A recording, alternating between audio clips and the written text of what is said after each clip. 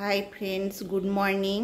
আপনারা নিশ্চয়ই সকলে ভালো আছেন, আমিও ভালো আছি।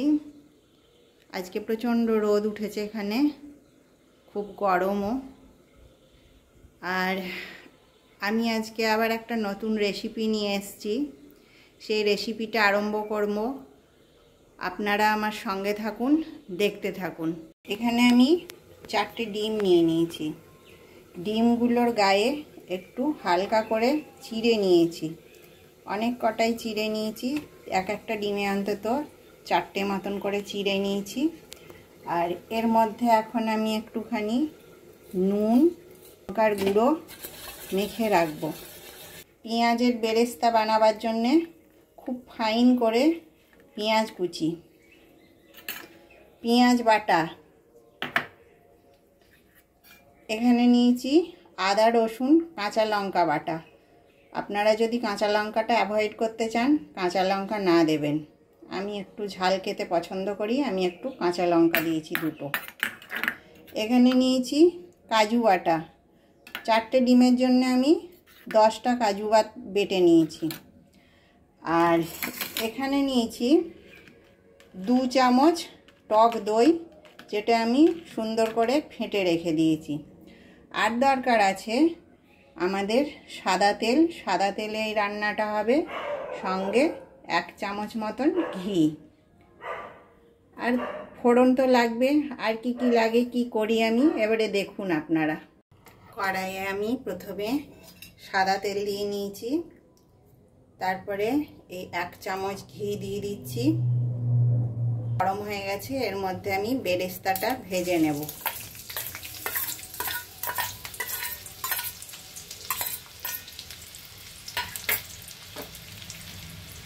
বেরেস্তা যখন আমরা ভাজবো, তখন আমরা ফ্লেমটা হাই টু মিডিয়ামে রেখে দেব,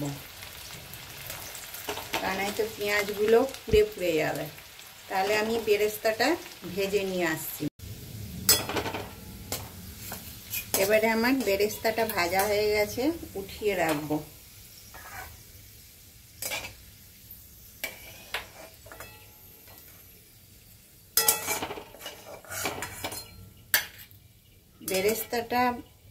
বেরেস্তা ভাজার জন্যেই না, এই রান্নাটা করার জন্যে অল্প ঘি ইউজ করলে এই রান্নাটার টেস্টটা খুব ভালো আসে। আর বেরেস্তাটা যখন ভাজা হয়, সেটাও খুব সুন্দর সেন্ট হয়। সেই জন্য আপনারাও চেষ্টা করবেন একটুখানি ঘি দিয়েই রান্নাটা করতে। যদি কারো ঘি মানাই থাকে, তাহলে তো সে সাদা তেলেই করবেন। এবারে আমি এর মধ্যে ডিমগুলো ভেজে নেব।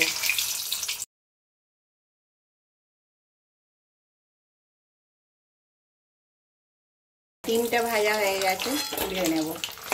আমার যেহেতু 4টে ডিম, সেই জন্যে একটা তেজপাতা বড় কেটে দিয়েছি। আর এলাচের মুখ 2টো, ছোট এলাচ একটুখানি এরকম করে ফাটিয়ে দিয়েছি। যে যতটা ডিম রাখবেন সেই মতন আপনারা নিয়ে নেবেন। একটুখানি এটা সেন্ট বেরোলেই এর মধ্যে আমি পেঁয়াজ বাটাটা দিয়ে দেব।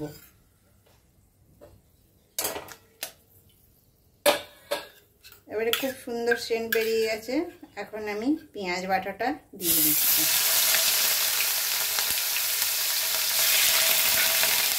পেঁয়াজটা যখন এরকম ভাজা হয়ে যাবে, তখন এর মধ্যে আমি আদা, রসুন আর কাঁচা লঙ্কা যে বেটে রেখেছিলাম, সেটাকে দিয়ে দেব। ভাজতে ভাজতে এরকম হয়ে গেছে পেঁয়াজ, আদা, রসুন, কাঁচা লঙ্কাটা। এবারে এর মধ্যে আমি একটুখানি ধনে গুঁড়ো দেব, জল দেব, জল দিয়ে আবারও কষবো। এর মধ্যে জিরে দেওয়া যাবে না।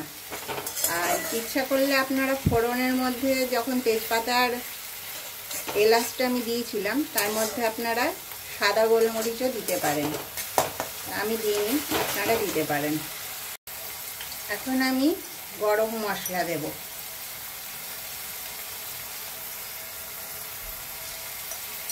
গরম মশলা দিয়ে আর একটুখানি নাড়াচাড়া করব। তারপরে আমি টক দইটা যে ফাটিয়ে রেখেছি, ওটা দিয়ে দেব। এবারে টক দইটা আমি দিয়ে দেব।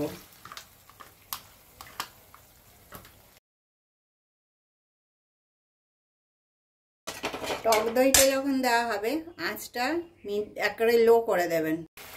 এবারে নুন দেব, স্বাদ অনুসারে নুন দিয়ে দিলাম।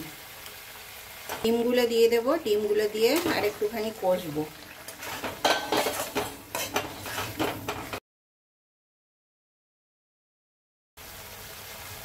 এখন এই কষানো হয়ে গেছে, এবারে কাজু বাটাটা আমি দিয়ে দেব।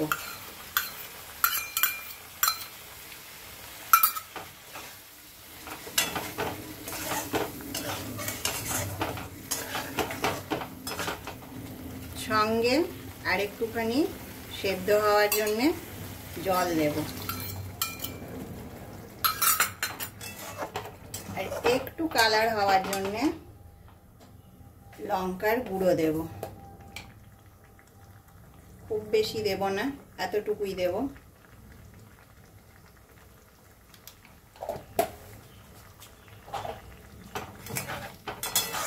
এবারে আমি ঢাকা দিয়ে দেব।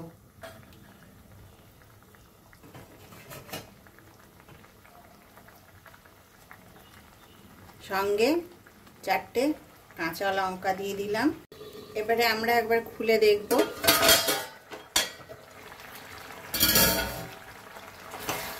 আর একটু হবে। এই রান্নাটা রুটি, পরোটা, পোলাও সব কিছুর সঙ্গেই খেতে খুব ভাল লাগে। আপনারাও একবার এই রেসিপিটা করবেন, করে দেখবেন কত সুন্দর লাগে খেতে, আর আমাকে জানাবেন করে। এখন এর মধ্যে অল্প করে পেঁয়াজ বেরেস্তাটা দিয়ে দেব, আবারও ঢাকা দিয়ে দেব। এবারে ঢাকা খুলে দেখব। রান্নাটা আমার কমপ্লিট হয়ে গেছে। এর মধ্যে যেহেতু এটা শাহি কোরমা ডিমের, সেই জন্য একটুখানি সুগার লাগবে, চিনি, খুব বেশি না, অল্পই চিনি লাগবে।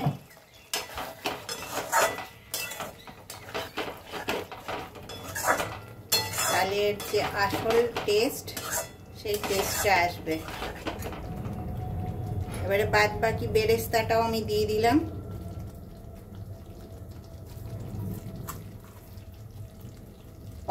নামাবার আগে আর একটুখানি গরম মশলা দিয়ে দিতে হবে।